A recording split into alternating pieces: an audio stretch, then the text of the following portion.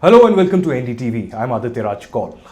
Over the last many weeks, ever since Donald Trump has slapped 50% tariffs on India, there has been, in fact, a trade negotiation deal that has been happening right now. But will it be a reality by November this year? Will Trump and Modi meet on the sidelines of the ASEAN in Malaysia? Joining me right now is Mr. Mukesh Aghi, the CEO and President of US-India Strategic Partnership Forum. Thank you very much. Good to meet you. For joining us. But let me begin by asking about the big elephant in the room. You know, you've been part of some of the talks that have happened in DC and in New Delhi. You got a sense of how things are right now. Are we heading towards a trade deal that is mutually beneficial? Could that happen possibly by November? Well, there have been multiple set of discussions, negotiation, and 2 weeks ago, Commerce Minister Goel was in New York along with the Foreign Minister Jaishankar, and they met with the Secretary of State Rubio and also with the USTR chief. They have made progress. Are they there? We don't know, because what happens is it has to go to the president. He has to agree also. And that's where the ball is at the moment. Hopefully, we're hopeful that by end of this month or early November, we will have a trade deal where India can and US can pursue the trade discussions beyond that itself. But the tactic of the 50% tariff, the 25% tariff and the 25% additional penalty, you called it unfair. How do you see it now? Do you think that there should be some kind of a course correction from the side of DC? Well, I still call it unfair. I think it's not right when you have a partner, a strategic partner. You basically put in a 50% tariff and then start negotiating from that perspective. But we are where we are at the moment. The overall objective is to come to an early conclusion, wrap it up, and move forward. Well, we are moving forward, but the kind of trade negotiations that have happened after the SCO Summit, do you think SCO Summit played a key role in what happened? Because there was a lot of narrative and talk about the huddle between Prime Minister Modi, Putin, and Xi Jinping on the sidelines of the SCO Summit. I was there in Tianjin, and the headlines were about the reset between the ties between New Delhi and Beijing, and Putin playing a significant role. In fact, we had Trump himself putting it out on the Truth Social that we have lost India in this entire geopolitical chessboard. How do you see it? Well, obviously, when you have a geopolitics going on, India does play a role of bringing that weightage to either side itself. And from that perspective, yes, I think the photo opportunity went long way in Washington, D.C. and all over America itself.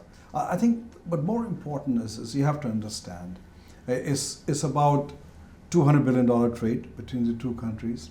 It's about how do you take that trade to $500 billion, as Prime Minister and the President had agreed upon. It's about 6 million Indian Americans. It's about H1B. It's about the partnership on the defense side.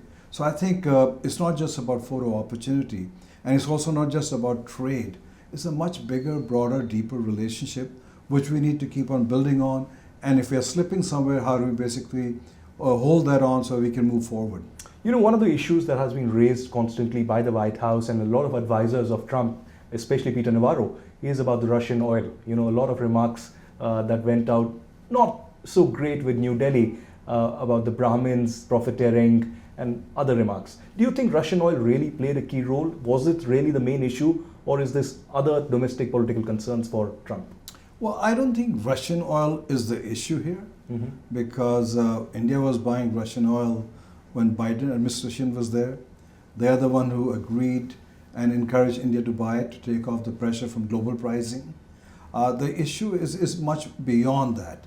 And what Peter Navarro said and Lutnick said, I would say is undiplomatic. You don't call nations in such a derogatory manner. I think India is a proud country. It's a rising power, 1.4 billion people. So I think you have to deal with a lot of respect, and it has to be mutual. So I think Russian oil was just an excuse. It is an excuse. I think there are other issues that those needs to be sorted out.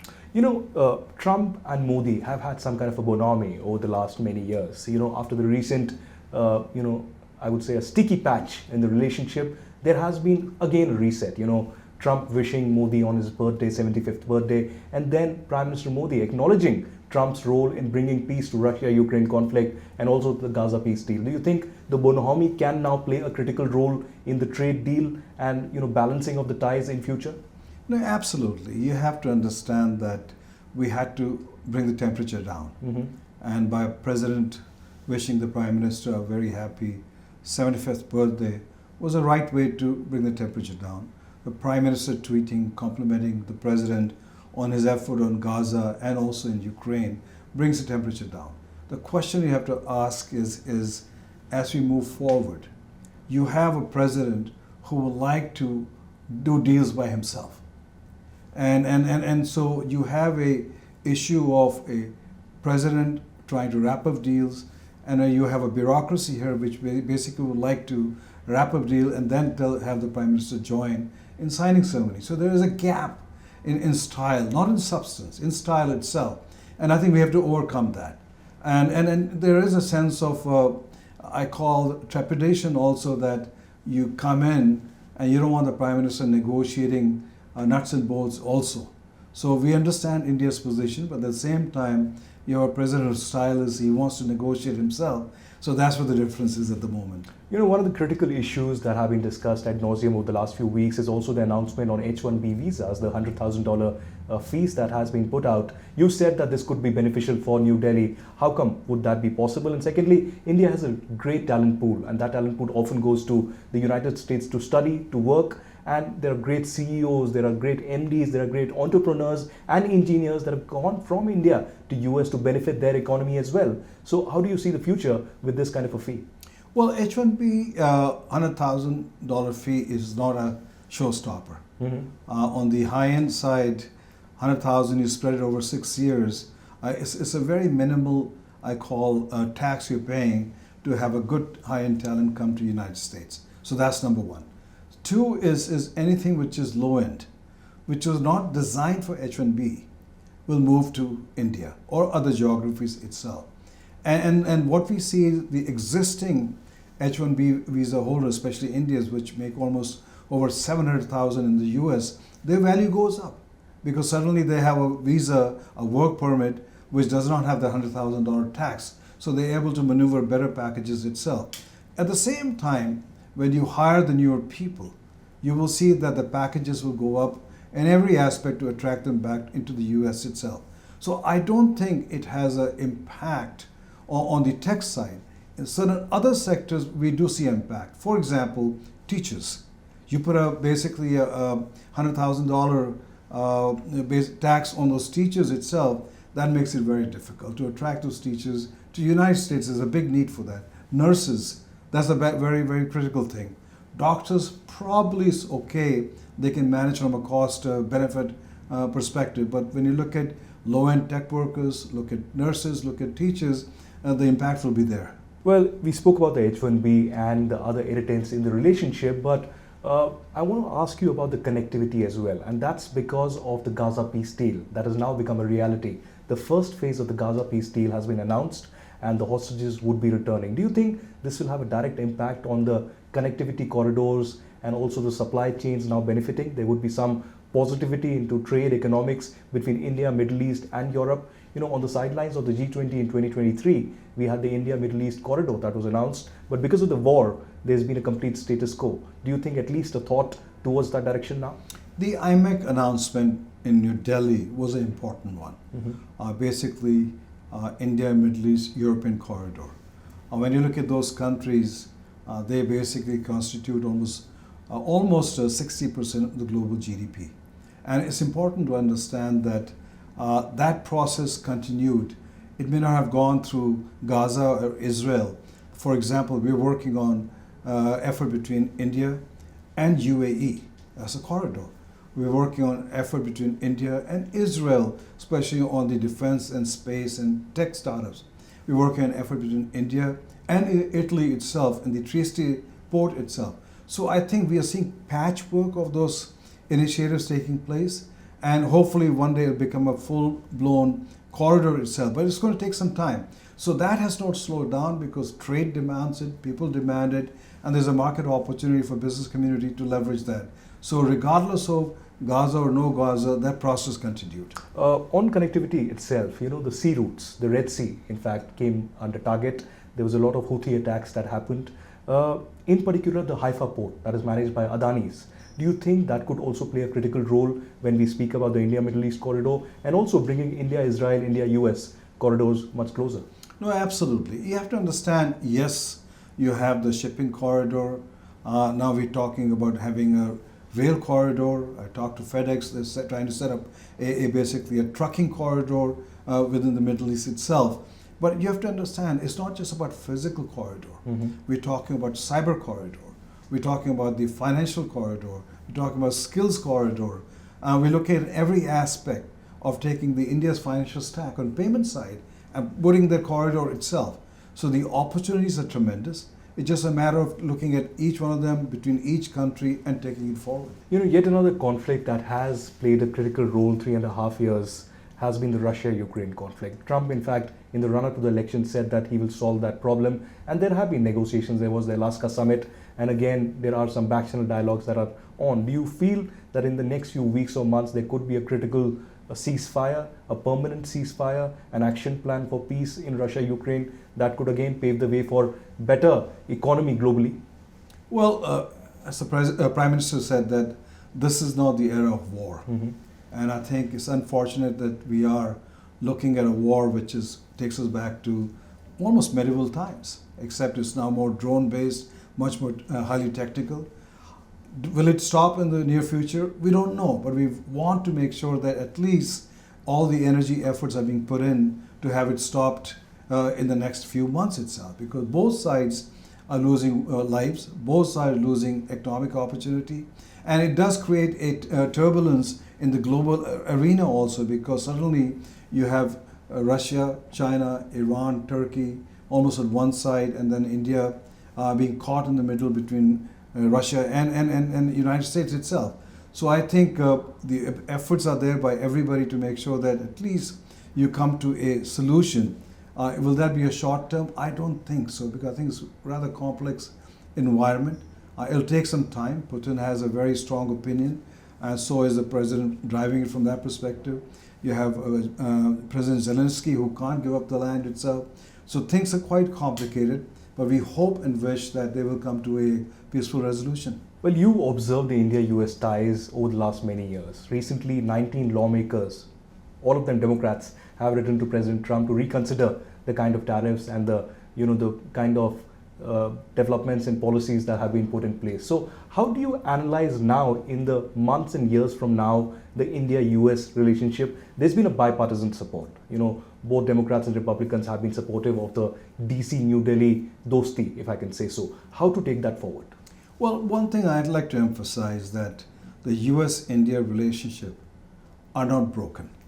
Yes, there is a political disagreement between Washington and Delhi, but I talked to almost 70 plus CEOs last 2 months, not a single one of them said that they will move their supply chain out of India or they will stop the investment out of India. They continue to invest in India itself. When you look at the students, the numbers keep on going up. Yes, today there's a pressure on the visa side, but that interest and commitment continues. When you look at 6 million Indian Americans, they are focused on helping bridge the gap itself. The military exercise between India and United States, they continue in every aspect. Technology transfer, they're taking place. So I think it will be wrong to say the relationship have broken. Yes, on the political surface, it has broken, but overall, the sentiment, the investments, the emotions continue to grow between the two countries. The political disagreements that you spoke about, do you see that, President Trump is more nationalistic in his tone? He wants America first, and that's been his domestic what audience wants. And similarly, Prime Minister Narendra Modi has been speaking about Startup India, Atmanirbhar Bharat, Make in India, and that's why it makes it a little complicated, a little more difficult to bring them both together. Well, I would say that America first and Atmanirbhar Bharat, they can be complementary. You look at Apple. Apple is building all of the iPhone 17 in India and supplying to the rest of the world.